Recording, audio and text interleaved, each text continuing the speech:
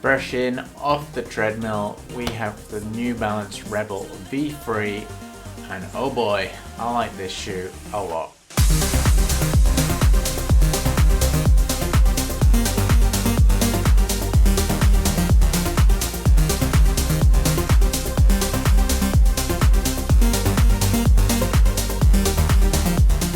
But it does have a 30mm heel, 24mm in the forefoot, giving it a 6mm drop from heel to toe. I stayed true to size, 46.5, and in the advertised size that they share them on the New Balance website, they come in at 209 grams.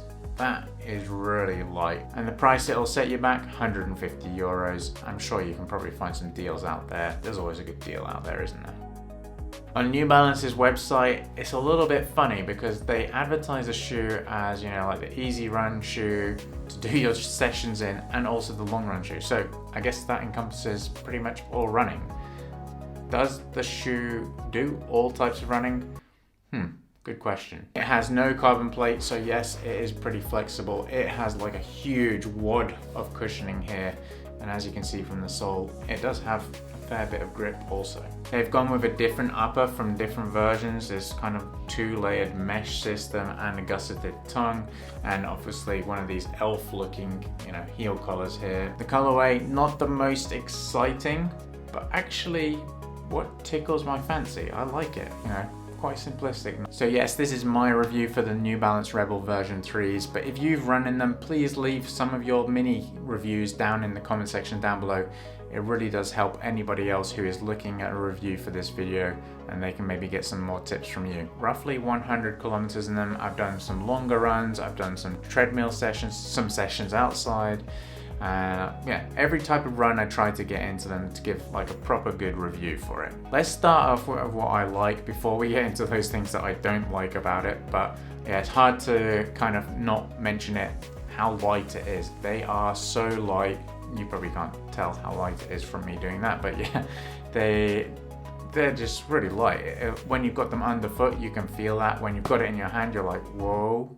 Really? Not only that, it's quite surprising when it does have such a thick wad of cushioning below. It's amazing that how can it be so light? And then moving on to what I also like is look how soft this cushioning is. It really is really supple and really nice underfoot. I mean, after 100 kilometers, I see very little compression here in this midsole, and it's just, as I said, light, comfortable and cushy underfoot. Now in the day and age of carbon plated shoes, they make you fast, right? Well, I think it's the training that makes you even faster, or being able to recover. But these shoes kind of contribute to that in a way. As I said, it makes you feel fast because it's so light. Maybe in your mind, then you're like, yeah, I've got it. I've got what it takes. And with no carbon plate, it still feels good. Maybe it's some rebound effect from that cushioning also. It just keeps you fresh. It's like having a mint in your mouth. It feels good and fresh. If you think about that price, 150 euros, and that's from New Balance website. So you go to Running Warehouse or some other website, I'm sure you'll probably find some discounts on them. So you probably can think like 120 to 130 euros. You can get a pair of shoes like this. And when you look at carbon plated shoes, 220 euros. It's like half the price, and you're probably going to get even more enjoyment out of these. You can do a long run in them, you can do a short run in them, you can do a treadmill, you can do a session in them on the treadmill as well, of course. And yeah, it's just like a workhorse for many different runs. I rarely find a running shoe that you can do every type of run in, and I think this has got one of them. I would also put that in the same bracket with the Adidas Boston 9, which is a totally different type of shoe. But I have to give credit to New Balance here that they've created a shoe that does quite a lot of different things. So you can tell by now, I like the shoes. I do enjoy running them. I'm going to continue running in them, but there are things that I don't like, and what are they? Yes, I love the sole, the color and everything, but I find the grip to be a little bit, it's in the snow and the ice. I live here in Finland in the winter, and I live here year round, not just in the winter. I don't have so much confidence on those types of surfaces. I know in the winter most shoes don't perform well, but there are some that perform a little bit better than others. And I think maybe the pattern or the design on these could be a little bit more different. And finally, with the fit of the shoes, just be careful with the shoe size that you get.